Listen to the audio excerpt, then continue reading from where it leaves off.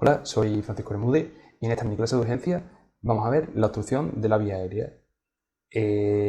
Vamos a ver el manejo específico de esta situación dentro de todo lo que es el soporte vital, que es lo que vemos en esta asignatura.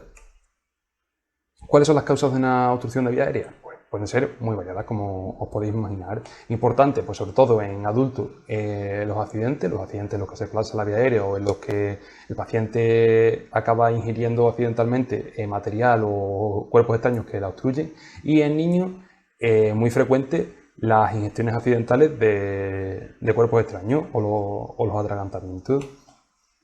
¿Qué clínica produce una obstrucción de vía aérea? Pues como podéis imaginar, dependerá de la altura a la que se localice la obstrucción.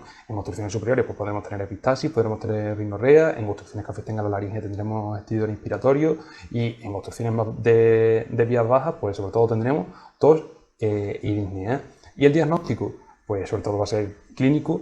Vamos a ver la disnea del paciente, vamos a ver el esfuerzo respiratorio del paciente, la tos que intenta librarse de la obstrucción y ya de forma tardía podemos también llevar a cabo alguna prueba diagnóstica, pero esto en el manejo en urgencia nos es poco importante. Vamos con lo que sí que de verdad es importante, que es el manejo en urgencia. ¿Qué es lo primero que debemos hacer cuando estamos ante una obstrucción de vía aérea?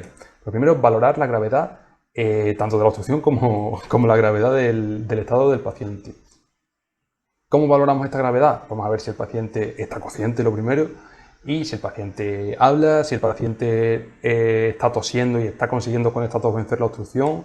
Si este es el caso, si el paciente con la tos consigue vencer la obstrucción, es capaz de hablar, hablamos de que tiene una obstrucción leve. Y en este caso, pues no tenemos que hacer ninguna maniobra específica, solo vamos a decir al paciente que siga tosiendo y vamos a observarlo por si acaso no fuese capaz de librarse por sí solo de la obstrucción y necesitásemos actuar. Vamos ahora con lo más interesante, con lo que más nos interesa en esta clase, que es cuando hay una obstrucción grave, cuando el paciente ya no puede hablar, cuando el paciente se está poniendo malo, y en este caso pues tenemos dos escenarios.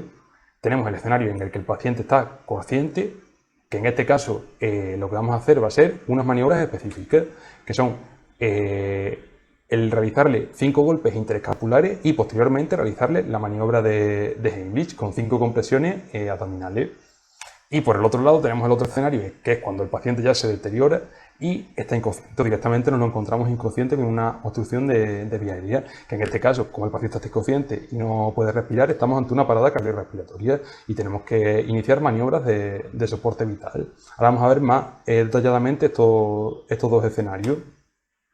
Vamos primero con el escenario de una obstrucción grave con un paciente consciente. Lo primero va a ser los 5 golpes interescapulares y después la maniobra de Heimlich. ¿Cómo se realiza esta maniobra? Pues nos colocamos por detrás del paciente, lo abrazamos y le colocamos el puño por debajo del esternón y realizamos rápidamente 5 compresiones abdominales para aumentar con ello la presión intraabdominal, con ello aumenta la presión intratorácica y vamos a ayudarle a vencer la obstrucción de vía aérea. No podemos realizar maniobra de Heimlich en pacientes menores de 1 año y la maniobra de Heimlich la tendremos que corregir cuando se trata de obesos y embarazadas, porque no podemos realizar la presión directamente sobre el abdomen y la realizaremos sobre el esternón para hacerlo de forma directa sobre el tórax.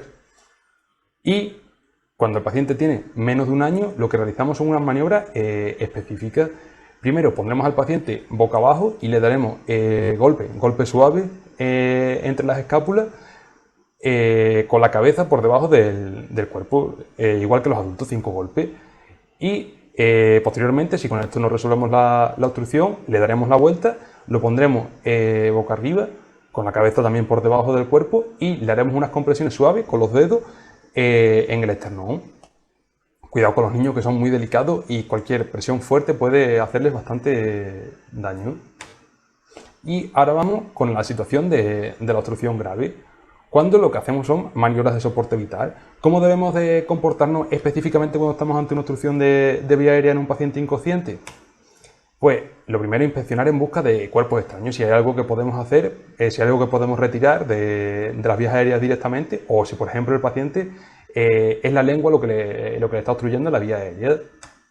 Posteriormente vamos a realizar la apertura de vía aérea con maniobra frente-mentón, salvo que sospechemos de que existe una lesión medular, una lesión cervical, que en ese caso seremos muy precavidos y no vamos a realizar nunca la maniobra frente-mentón. Después colocaremos un guido, colocaremos una cánula orofaringea.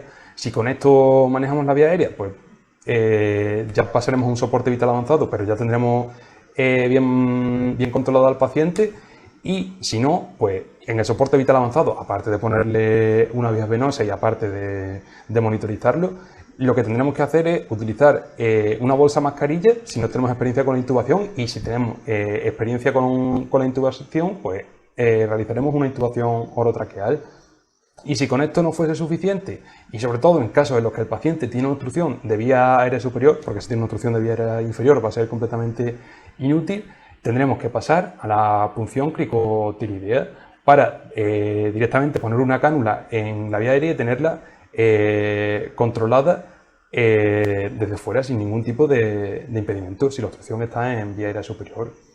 Y nada, espero que esta breve clase os sea de ayuda y mucho ánimo con la preparación.